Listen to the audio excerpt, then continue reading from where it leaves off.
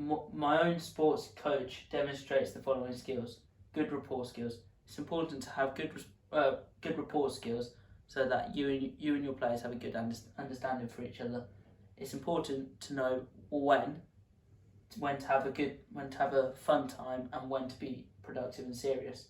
You need to have he has good communicative skills, so he's always conveying messages to the team and me when needed, and good knowledge of the game. If a coach doesn't have a good knowledge of the game, they will lose trust in their players, and therefore they won't play as well as they possibly could. Dress code. A coach must always be wearing sport gear that represents the team or company they work for. This is because they need to be professional, but also need to represent who they're working for.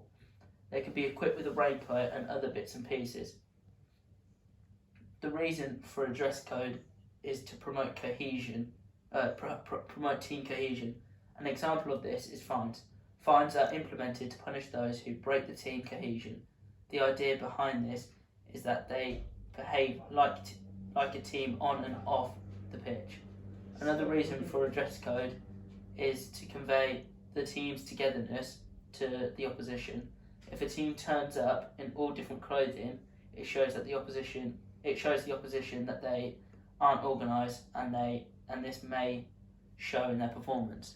So what this basically means is if a team comes dressed well and dress all the same, all got the same gear on, it conveys a good message it can frighten the opposition so that they can beat them and maybe strike fear into them. A coach who I believe has a really good dress code, I think this coach is good because they represent their team, they are in sporting attire, and they are prepared so if they need to get involved. The reason they have tracksuits and other sporting attire on is if they need to help players, they can do it straight away as they've already got sporting attire on. They also represent their team, so here we have a picture of Ole Gunnar Solskjaer and his team. They all have the Manchester United logo or badge, so it shows that they work for that team and shows good things about them.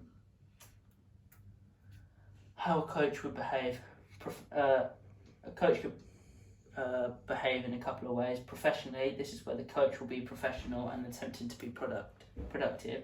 So in a majority of a training session, they'll try and be productive so that they can work and improve as much as they can. And then the other way is to be unprofessional. This is when mostly when you're out of training and you're just socialising. This is good to help build relationships within the team. So when outside the team, the manager is free to mostly joke about and have a good time with his teammates to build a good rapport, and therefore if they have a good relationship, this will convey onto the pitch. A coach should always be responsible. The players must know that the coach will look after them if they're right, if they're in the right situation. If a player is in a tough situation, then the manager should always back them up and try and help them as much as they can.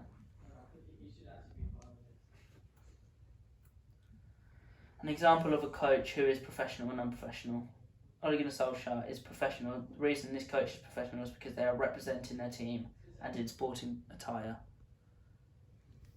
Here we have the PSG manager. The reason that this coach is unprofessional is due to him not being in sporting attire and not representing his team. This again can convey a message over to the opposition that they haven't got good team cohesion